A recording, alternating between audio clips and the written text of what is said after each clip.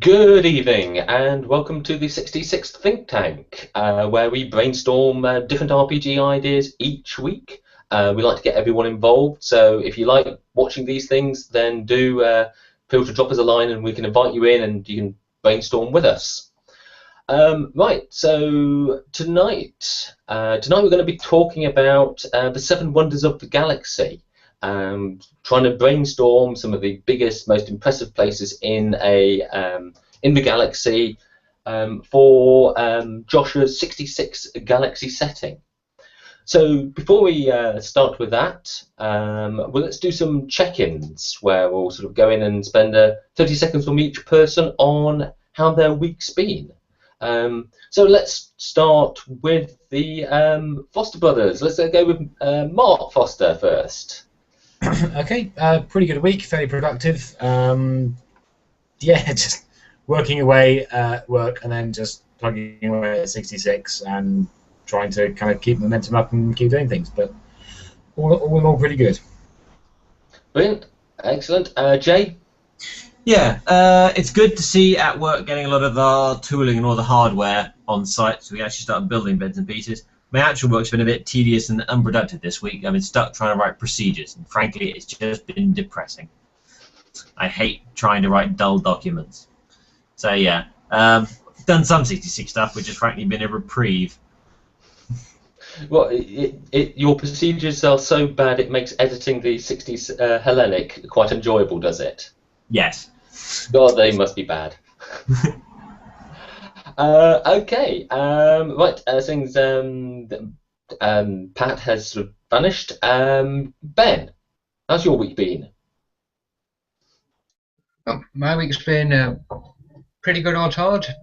Work, but the sun's out. I've been spending some of my time working on ideas for a little adventure I might see fit to run for some friends soon, and I've been re-going over all the monster stuff for 66 in order to get running on my own bots ones. I've been basically going through all the ones that I've mentioned in the book and putting them in my 4 tiers. I don't know if anyone else does this, but I like to have kind of like 4 tiers for monsters. There's chumps, troops, badasses, and bosses. That's a good way of splitting them up. Good way of thinking about it. Yeah, chumps the party's supposed to just walk all over. Troops can give them a challenge in numbers. Badasses can take down a player character to. A boss is, end encounters. So been going through bots, seeing, which one needs to be which. Yeah, making sure you've got all the niches filled. That sounds brilliant. Okay, and Pat, how's your week been?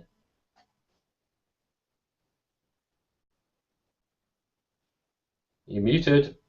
I'm aware of that. Sorry, I was having to move stuff that was balancing my volume. You're no longer muted, but you are still silent. Can you hear me? Hello? I don't know. Yes, Anyway, we can hear you. There seems to be a hell of a lag. my week's been a bit, it's been a bit thingy because all my bosses have been on conference at work, so I've been doing buku overtime. Unfortunately, I think being on holiday has kind of killed my ability to manage time, and so I haven't really gotten anything else done except for being at work. So yeah, that's my week. It's not been very exciting. Oh well, it may not be exciting, but at least it will be profitable. Okay, so right. Oh, my week. Of course, I had a week as well. Yeah. What have I been doing? Oh yes, 66. The core book. I've been working on the core book, getting the layout of the actual core rules is pretty near complete. I need to spend probably most of tomorrow just going through and fine-tuning it, but then it's basically done. And also working on various cover designs and ideas, some of which you can go and see. They've been shared out, and thank you for everyone who's commented on those. So yeah, it's been good progress. We are really slowly but definitely almost nearly at the end. So yeah, that's my week. So let's move on. We've got this week's topic for brainstorming is the 7 wonders of the galaxy. The idea is we all know the sort of 7 wonders of the ancient world, the Colossus of Rhodes, the pyramids, etc. And I think, well, what's the equivalent for the galaxy, for Joshua's 66 galaxy setting? You've got the whole galaxy and intergalactic civilizations to think about. What are the 7 greatest things they have built or made or found in the entire galaxy? So that's our sort of brainstorming topic. We started this out during the week on G Plus and on Twitter and on Facebook and the UK role players. We've got some great ideas, and the Foster brothers are going to sort of talk us through the ideas we've had from social media. Yeah. Yep. Okay. If you bring up the tab, please, Mark, so I can actually see the ideas. So yeah, on G Plus, we had quite a lot of feedback. That's Facebook, Mark. There we go. Yeah, so James Desborough came up with a whole suite of ideas, ranging from a pair of artificially created black holes around the Lagrange point they use for forming galaxies, to a series of wormholes permanently open between 2 planets, which they use as a method of movement. So yeah, we've got quite a good selection of stuff from James there, which we can certainly, you, Josh, and Alex can certainly build on. Alex actually posted, so I'll ignore that because I'm assuming he's already found that one. Aaron Field suggested we should look at maybe the ideas of Dyson spheres, building on that quite classic old bit of science fiction. But it's potentially got an interesting one on that one, so quite good on that. And he also an idea of a planet that the race has retreated into virtual reality. And all that exactly exists is a few caretakers looking after essentially the VR systems for everyone else. That's a good one. And an idea of a utopia. That's a little less interesting. And Skylar Weaver chipped in with the idea of temple stones, i.e. 8 small rocky planets, all placed in a circular orbit, sharing an orbit around a centre of mass. Basically, whether or not actually having a star or there, but essentially a planetary level standing stones was quite a good idea there. Yeah, I like that. That one works. Okay. We had a couple of ideas on the Facebook group as well. Had good ideas from Laura Curran, who's one of our old hands. It's good to see her back again. And a really good idea from Ian Mackey. He's called it the Void Dragon. So it's a massive, great nebula the size of several star systems, in the shape of a kind of that winged creature of myth. And somewhere within that kind of belly of the dragon, there's some planet full of treasure. But the safest way to fly into the nebula is actually down through the throat of the dragon, which is a kind of narrow passageway filled with gases and plasma storms and things like that. So kind of like this massive great nebula, or huge nebula the size of dragons. Sorry, the size of several treasures in the shape of a dragon with rumoured treasure inside it. It's quite a nice, or very sort of poetic kind of idea. It's got some lovely imagery associated with that. Yeah, I mean that would be sort of got an interesting one for the setting, because it's sort of very open-ended, and what is the treasure? What possibly could be the treasure in that one? So I like that one. I also quite like the idea if they didn't have any treasure at all. It's just one of those rumours which built up over galactic time. So yeah, there's some good ones. He's very trollish GMing there, saying there's a planet full of treasure. No, it's not. Epies. Okay, so there's G Plus on Facebook. We got some good feedback on Twitter, including a lovely idea. I'm afraid I've lost the name of whoever sent us that one, but of an asteroid belt, but where they've actually carved all the asteroids into faces or something, like a massive asteroid belt of East Island statues. So yeah, that will be. I like those ideas. I think there's some really sort of like good ideas there. So let's. What ideas have all of you got? So let's start with you, Ben. What idea have you got for a wonder of the galaxy? Yep, I had one. It is very me, for which I apologise in advance, but I was rather inspired by the picture that was put up, and so my idea is what's known as the Bilkin Arch. This is a huge arch made out of stone, on that takes up about half of a moon, and it has the very strange property that whenever a starship passes through this arch, there's a collection of nanites that spreads over its surface, gets rid of all the little scratches that they get through encounters with space dust, cleans it up, makes all the minor repairs to the outside, and you come out the other side of the Bilkin Arch factory fresh. However, after you've done that, strange things seem to start happening. The ship's AI might get a bit more intelligent. It encounters strange faults when approaching certain planets, such as the third moon of Pesh, or some random asteroid belts, or the Galai homeworld. So who knows what they're up to? Maybe it's a progenitor AI warning you away from that place. Maybe the nanites are trying to escape and don't want to get to other places that know too much of nanites and might out them. Maybe the progenitors just really appreciated a clean starship. Who knows?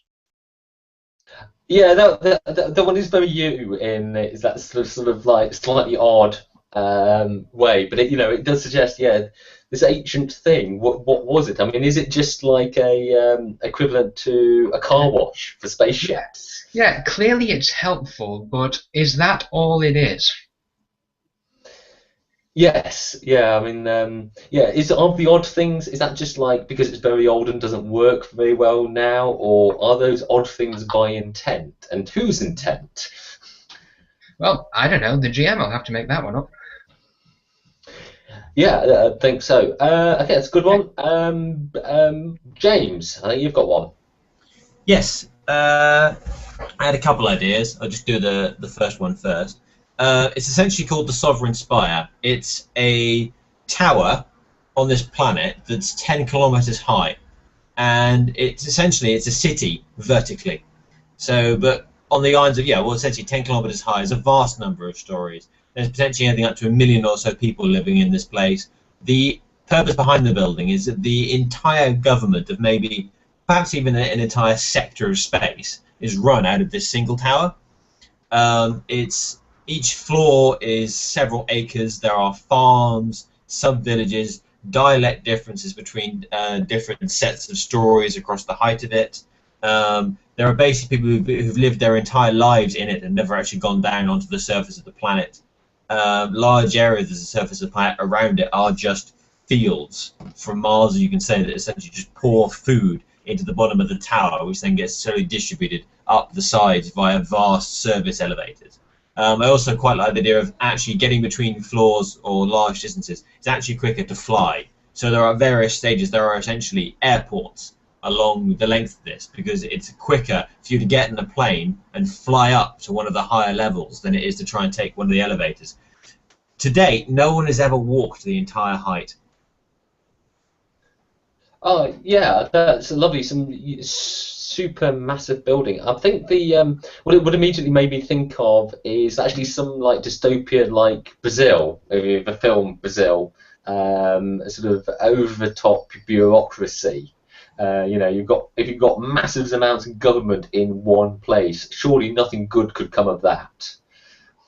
Yeah, I hadn't thought very much of the nature of the bureaucracy within. I was going to give it, rather than just stereotyping it, I was simply going to say that it's just interesting to run with the idea is that you have just not a city, but literally one single building for its sole purpose is governance. But if you put an entire sector with a government in one place, you're going to need an awful lot of extra things around them. So yeah, I just quite like it. It would make quite a nice setting. I was calling it the Sovereign Spire.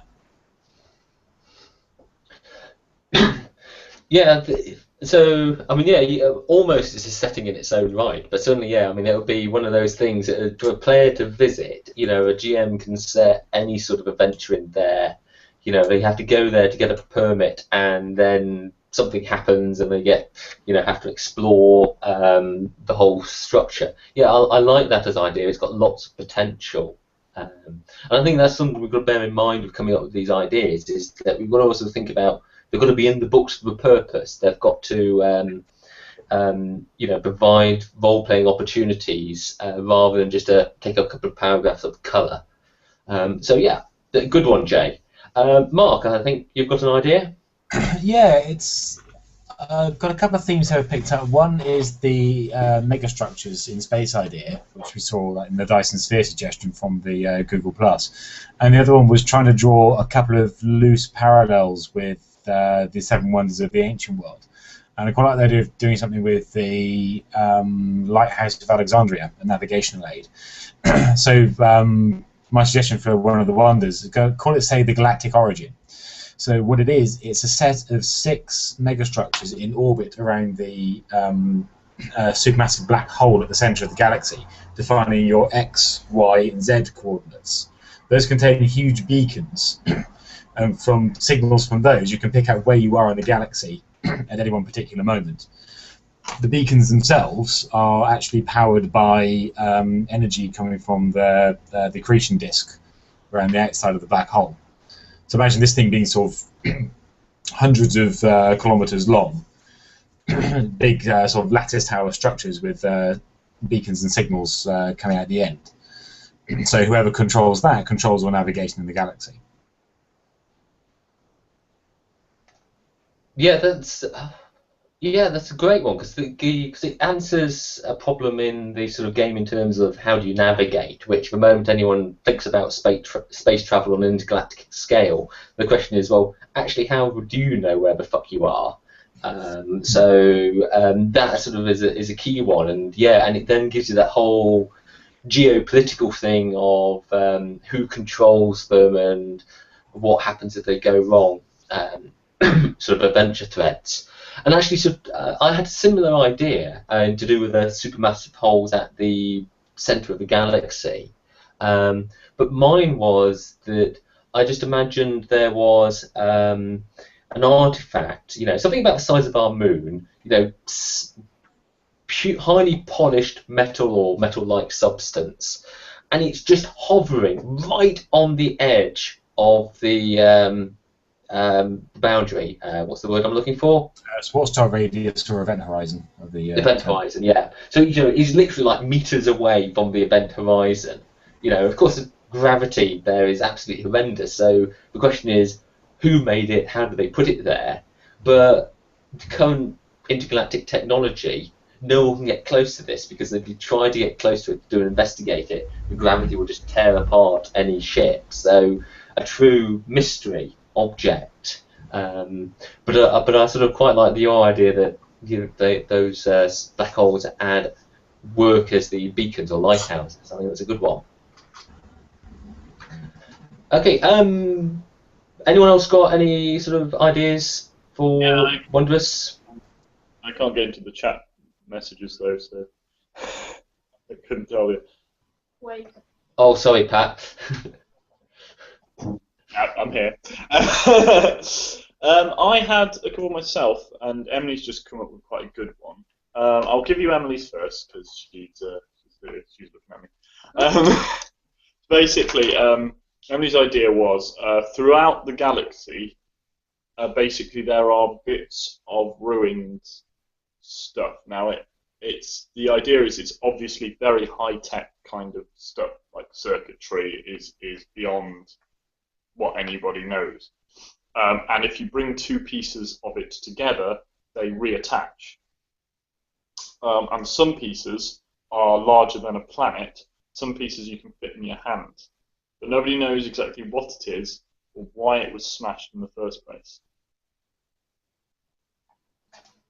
Right. So like an massive, thing, a pot or something has been smashed, like you find on archaeological sites. You find bits of pot shards and you put them together and you get a pot out of it.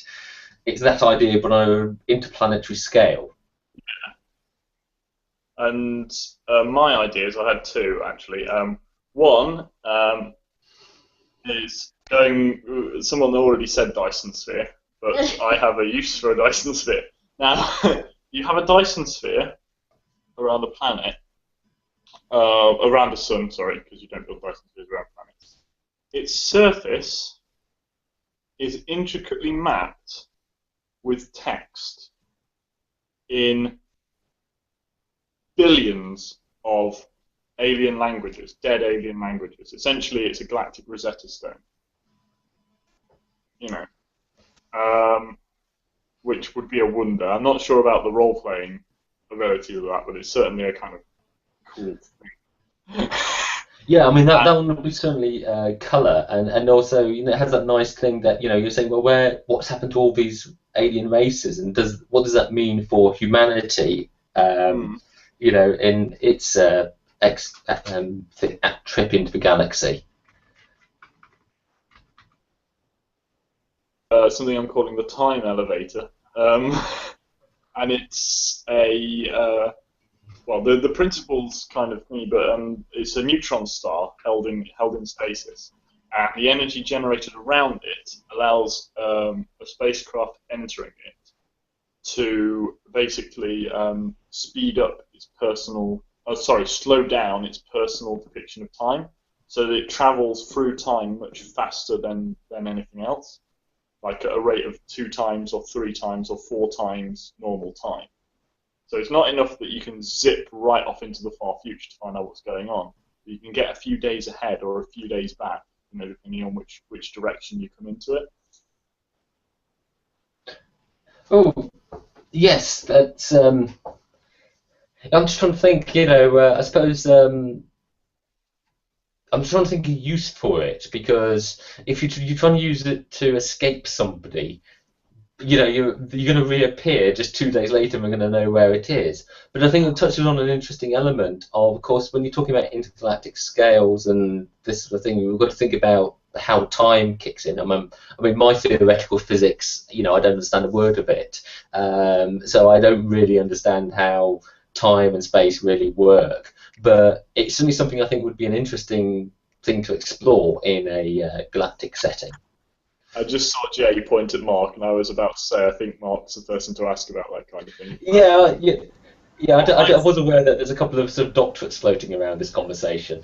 I was about to agree with Ben's remark in the group chat there. You solve it by ignoring it entirely. I think for things like, in terms of trying to write a story or putting it together like this, the concept of a galactic empire relies on faster than light travel and all the relativistic effects and timing makes no bloody sense. Just ignore it, because it gets in the way of trying to write a story. But yeah, that's the way to do that kind of stuff. Some of the, I shoot robots out of cannons at planets. What if your story's the Forever War? Say again, sorry? What if your story's the Forever War? That story kind of relies on temporal physics. Okay, I'll look that one up then, because I've never seen anything involving time traveling which is done well. Otherwise, it kind of all gets a bit mind-bending. Yeah. Yeah, think of and just kind of whilst I'm on, I had another idea just kind of came to me. We've got an awful lot from kind of ancient civilization, progenitor race kind of stuff. I'm thinking about a successor race, perhaps. So one of the wonders is this huge, great spaceship. No one understands the construction. No one understands exactly where it came from, but it arrived and immediately crashed into a moon. Its wreckage is there. None of the crew survived, but we haven't been able to get any information out of it, and we do know what happens to galactic civilization, or at least we know that it ends at a certain point. We have the records of this particular new civilization, the successor race, who've been trying to follow us and think that we're their progenitor race. But we've got this big gap in the future. Where we are, we know there was some cataclysm, and then history progressed. So the ship's come from the future. Yeah, the system itself is actually coming from the future. Oh yeah, that's an interesting idea. Yeah, because what's good is because I know from Josh's setting that humanity gets its leap into the stars because they find a wrecked alien ship. So actually, sort of following that on again, and sort of having some time traveling future race turn up and be wrecked, but they actually followed the humans. I think that's a very clever sort of plot twist, and it actually suggests a whole structure to the sort of galaxy about these. Every race comes along, gets to a certain technological point, and then disappears, or is wiped out or something. So that could give a very interesting theme to a whole campaign or setting. That's the great filter, isn't it? The Fermi paradox. Oh yes, that beyond a certain level of technology, they won't want anything to do with us. Or they might not be there beyond a certain level of technology, which is terrible. Yeah, I mean, I think there's quite a lot you can play with those ideas about progenitor and successor races. Okay, we've just got a few minutes left. I just wondered if having all these ideas we're throwing around, is there any which you personally, think really sort of stand out and you'd like to sort of see expanded? Anyone, any thoughts on that? I particularly like Pat's idea of the Dyson sphere with all the. So go on, Mark. I liked Pat's idea of the Dyson sphere with all the alien languages, the big Rosetta Stone. I think that's a really neat thing, and also Ian Mackey's Void Dragon.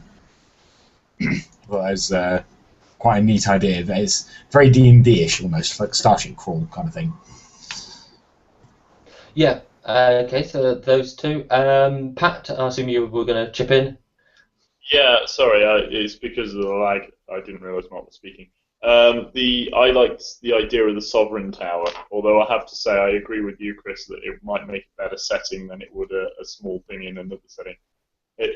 I might just like it because it reminds me of Mort City, and Slay Industries is my favourite. but there we are. Okay, yeah, well, we all like things for our own reason. I think it's one of those ideas which you could take in lots of different ways, so it would be a nice one to put in the setting purely because it gives the GM lots of options. Ben? Okay, I said in the chat, but I really love the Sovereign Spire just because I know there's whenever you use the phrase "no one's ever managed to walk from one place to the other," you know that there's going to be one player who's going to go up and go, right, I'm going to try and walk it.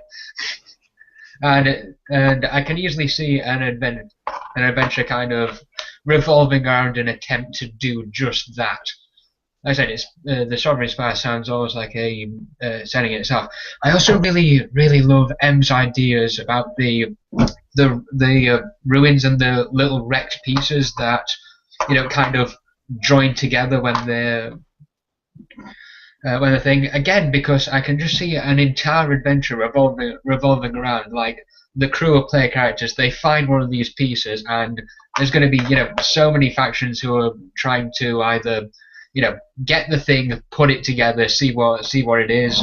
There'll be people who are convinced that if it's ever completed, it's something absolutely horrible, and they'll get trouble from that angle. And just, I think it's got a massive amount of story potential in these little pieces. Yeah, I say little pieces. Yeah, it's a classic MacGuffin, isn't it? It's Maltese Falcon, whatever it is, they've got to find it, get it, lose it to somebody, whatever. So yes, I mean that's it has that lots of potential. James, you got an idea? Yeah, I had an idea for just a little thing of colour before I pick which of the other ideas. It's a moon, a small moon orbiting a planet. And an eccentric billionaire has had it made perfectly smooth. The billion ball of space. Yeah, it's perfectly smooth, down to say, I don't know, within a metre or so tolerance across the entirety of its surface. No one's entirely sure why, but the man has basically just invested his fortune in it, and because ultimately people will work for money, they've smoothed the moon. This is apparently stage 1. No one's inquired as to what stage 2 might be. Imagine he's investing in trying to create light, inextensible string. Things like that. Yeah, a rather perfect uniform weight. The idea, I think, would make a good story. It was Mark's idea of the spaceship from the future, essentially. Whether or not it's, I think it works more interesting if it's a progenitor race, or a progenitor race, or series like humans from the far, far future, or maybe not that far away. And they've got some kind of time travel device, and it's their last gamble. it's their hope, because they're either trying to avert the cataclysm that's going to destroy them, or they're trying to avert the cataclysm that destroys their progenitors. But yeah, I quite like it, because you could easily run quite a long and deep campaign on this. On the idea is you have a group of PCs, and you have this known point in the future, maybe quite close, where their world ends. And they've got to try and tease information out of this spaceship, out of this artifact, out of this ruin from the future about what it is they're going to need to do. And then you get into quite interesting arguments, classic hard sci-fi, about causality. Can you actually prevent this from occurring? Do the player's actions actually cause it to occur? You can have a lot of fun introducing various antagonists who either agree with the prophecy, don't agree with the prophecy, are the original cause of the cataclysm. And you can have an awful lot of fun. Also, introducing the idea really of cyclic time, because if you've got progenitors, then it makes sense to have successors as well. Because one of the influences you mentioned was Mass Effect, which does have that kind of cyclic time cycle going on. Everyone has their turn before they get wiped out. So it's a way of introducing and building on that concept, perhaps. Yeah, I mean, I think you're right, Jay. I mean, I really like Mark's idea, because you have that time travel element, and it doesn't introduce so many potentials. And it would sort of, I think the key thing there is it is a prophecy, effectively. I mean, it's like in fantasy stories, you can have a prophecy. It's a science fiction based prophecy rather than some oracle or high on drugs. It's a message from the future, but it's still a prophecy telling you what will happen. And those classic questions in the Greek myths and all the other things, how do you avoid doing prophecy? By avoiding the prophecy, do you actually cause the prophecy to happen? So yeah, lots of different ideas there. I think that if there are any oracles watching, don't do drugs. An important safety message there from Ben. Okay, so I think that's great. I think we've got some great ideas there. I look forward to hearing from Josh and Alex about which ones they feel like taking on and putting into the setting. So next week, who's got something they want to bring to the brainstorming table? Pat, you're waving in the air. Yeah, as I was saying a couple of weeks ago before I went on holiday, I'd like people's input on some monsters for this kind of mini game I was working on. The Tokyo Beatdown thing.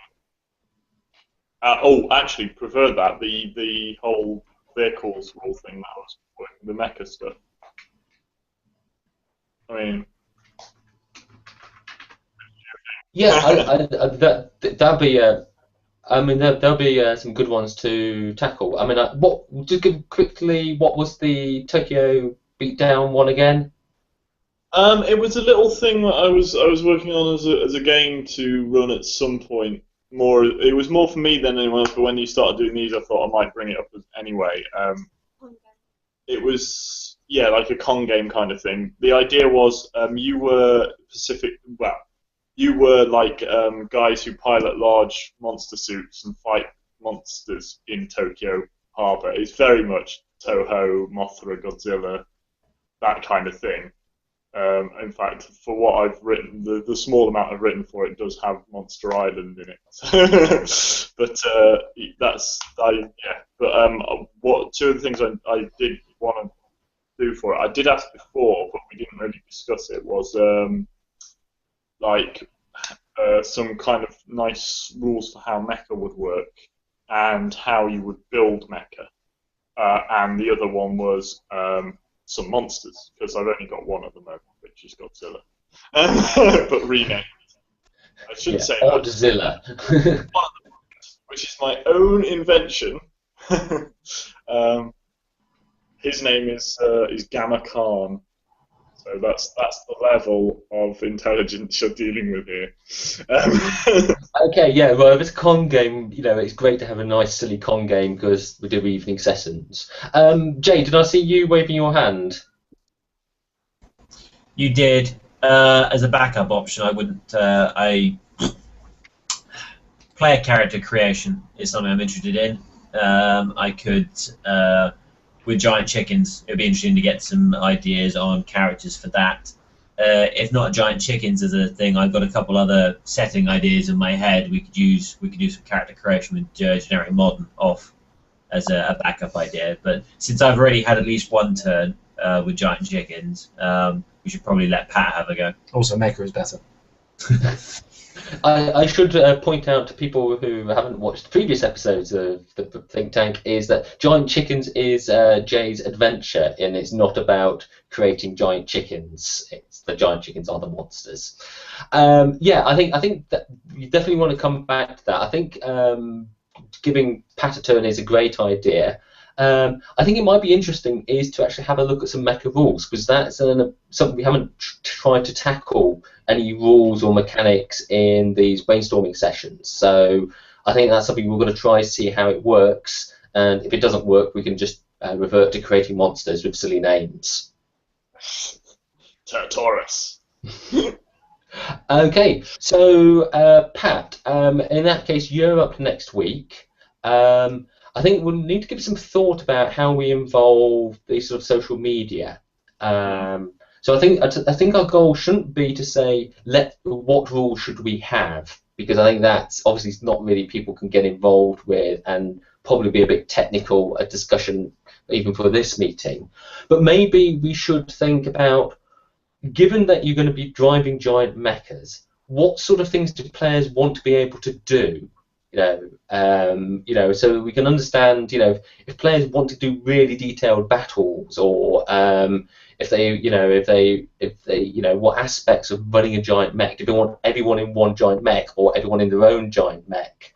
And try and think of it in those sort of terms of what are we trying to achieve by the rules, rather than specifically what are the actual rules. Yeah, that makes sense.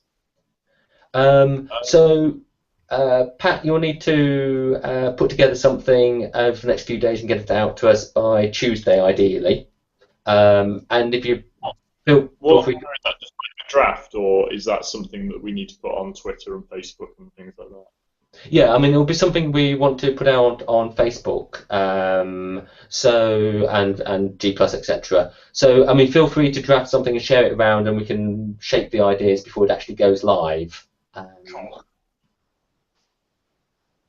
Yeah, that's cool. That's absolutely brilliant. Thank you. I'll get that sorted.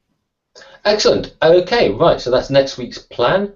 Okay, quickly before we finish then, pluses and deltas. So we want something good about the meeting from everyone, and something that ideally they'd like to change or improve for future meetings. So let's start with Ben. We'll have the plus and the delta at the same time.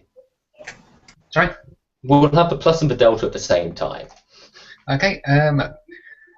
Well, my plus for this meet is that, well, obviously, again, we got a lot of good ideas bounced around, and I think it's worth mentioning that we did get a lot of good ideas bounced around without the folks who are behind the setting, and I think that really proves that the setting's got legs. If, like, myself, I heard about this last week, you guys only heard about it a few weeks ago, and we're already to the point where we can start throwing ideas and really discussing the setting and what goes into it, which shows a lot of promise. Good on them. Delta. I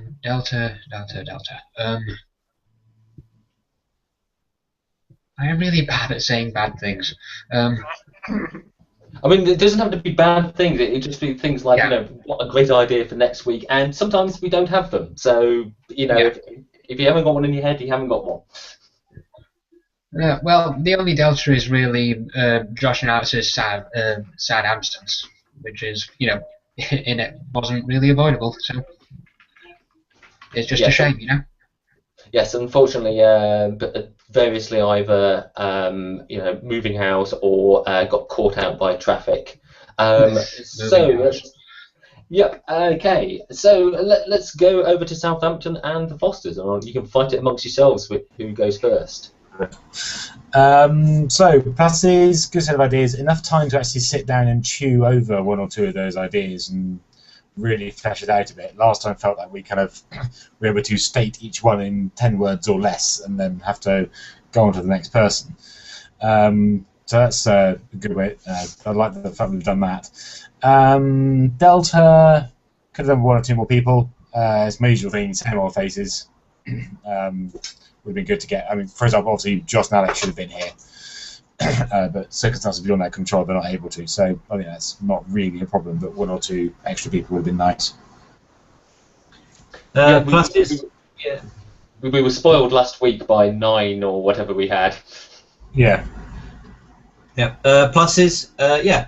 Good set of ideas. I like the idea of brainstorming. Delta. I think it would be good to really just pick one idea. All right. The last two sessions we've had an awful lot of quite broad spectrum brainstorming. I think my Delta for this week would be it'd be nice to pick one thing, say one idea off here or somewhere else, and really go to town on just really narrowing it down. Also, another Delta from me, the Sovereign Spire thing has got my brain spinning again, and now I've got another setting in my head. Oh no, too many ideas. The curse of writers. Yeah, I mean, I think, yeah, I mean, maybe one week what we should try is we will limit ourselves to whatever ideas come from the social media, and we'll pick one of those and really delve into it rather than adding our own ideas. So, brilliant. Pat, plus and Delta. Pluses, yeah, we've good meeting. Boosh. Deltas, I'm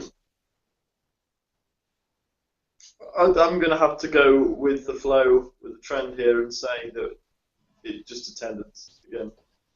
I'm here. She's here, but she's not really.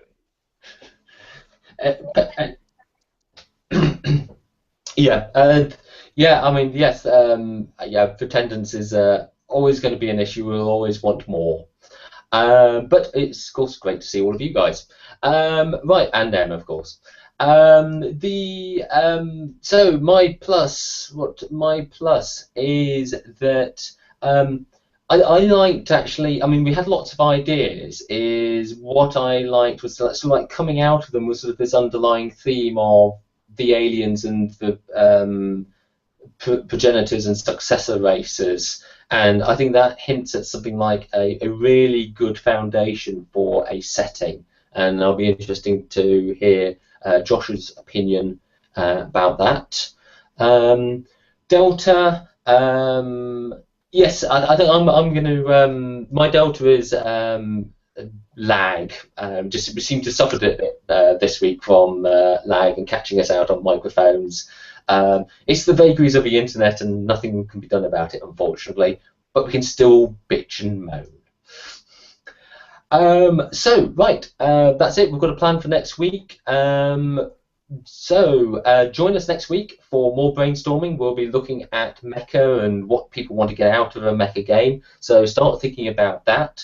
Yeah, join us next week, same time, 7 o'clock UK, Friday evening. Until then, bye-bye. Bye. Bye-bye. Bye-bye, everybody. Bye.